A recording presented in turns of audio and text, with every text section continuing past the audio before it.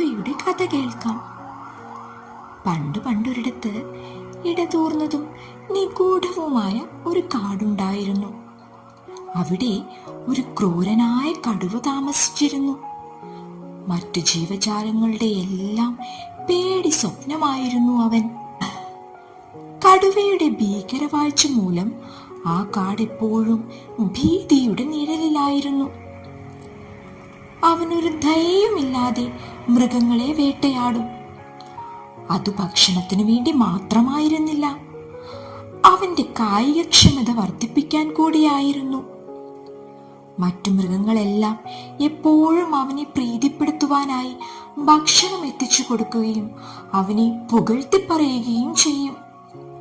അങ്ങനെയെങ്കിലും അവന് തങ്ങളോട് കരുണ തോന്നട്ടെ എന്നവർ കരുതി. ഒരു ദിവസം കടുവ ഭക്ഷണത്തിനായുള്ള പരക്കം പാച്ചിലിനിടയിൽ ഒരു വയസ്സനായ ആമ കാട്ടുപാതയിലൂടെ പോകുന്നത് കണ്ടു.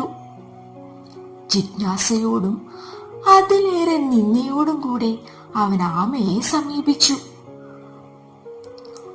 "ഓ ദുർബലനായ ജീവി, ഞാൻ ഇവിടെ ഉണ്ടെന്നറിഞ്ഞിട്ടും ഇത്ര ധൈര്യത്തോടെ അലഞ്ഞു തിരിയുന്നത് എന്താണ്? നിനക്ക് ജീവനിൽ കൊതിയില്ലേ?" എന്നവൻ പരിഹാസത്തോടും മുറുമുറുത്തു. തിളങ്ങുന്ന കണ്ണുകളാൽ കടുവയെ നോക്കിക്കൊണ്ട് ആമ പറഞ്ഞു, "ഞാനൊരു വയസ്സനാണ്. ഏതു നിമിഷവും എനിക്കെന്റെ ജീവൻ നഷ്ടപ്പെട്ടേക്കാം. പിന്നെന്തിനാണ് ഞാൻ പേടിക്കുന്നത്?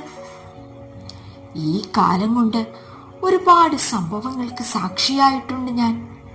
ഒരുപാട് കഥകൾ പറയാനുണ്ട്. ആ കഥകളിലെല്ലാം നീയുമുണ്ട്. നിന്റെ എല്ലാ അധികാരങ്ങളുമുണ്ട്."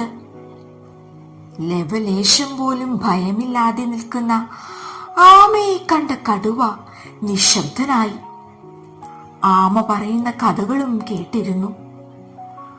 അപ്പോഴാണ് കടുവയ്ക്ക് ഇത്രനാൾ താൻ ചെയ്തു കൂട്ടിയ ക്രൂരതകളുടെ ആഴം മനസ്സിലായത്. ഈ കാടിനും കാട്ടിലെ മൃഗങ്ങൾക്കും വേണ്ടി എന്തെങ്കിലുമൊക്കെ തനിക്ക് ചെയ്യണം എന്ന ആഗ്രഹം അന്നു മുതൽ അവന്റെ മനസ്സിൽ കടന്നുകൂടി. ഒരു വൈകുന്നേരം കാടിനെ മുഴുവൻ എരിച്ചു കളയാൻ ശക്തിയുള്ള കാട്ടുതീ പൊട്ടിപ്പുറപ്പെട്ടു. നിമിഷങ്ങൾക്കുള്ളിൽ തീ പടർന്നു പിടിച്ചു. മൃഗങ്ങൾ ചിന്നിച്ചിതറി ഓടാൻ തുടങ്ങി. ഈ സമയം കടുവ തന്റെ സർവശക്തിയും ബുദ്ധിയും ഒരുപോലെ ഉപയോഗിച്ചു. ഒരുപാട് സഹജീവികളെ രക്ഷിച്ചു, അവരെ ആശ്വസിപ്പിച്ചു. ആ ദുരന്തത്തിന് ശേഷം ക്രൂരനായ കടുവയ്ക്ക് ഒരു നായക പരിവേഷം കിട്ടി. കാട്ടിൽ സന്തോഷവും സമാധാനവും നിറഞ്ഞു. തന്റെ മാറ്റത്തിന് കാരണക്കാരനായ ആമയ്ക്ക് നന്ദി പറഞ്ഞു. ആധിപത്യത്തിലൂടെയല്ല ശക്തി തെളിയിക്കേണ്ടത്, മറിച്ച് മറ്റുള്ളവരെ സഹായിച്ചുകൊണ്ടാണ്. സ്നേഹവും ബഹുമാനവും നേടിയെടുക്കേണ്ടത് പേടിപ്പെടുത്തിക്കൊണ്ടല്ല, സഹജീവികളോടുള്ള അനുകമ്പയിലൂടെയാണ് എന്ന വലിയ പാഠം കടുവ പഠിച്ചു.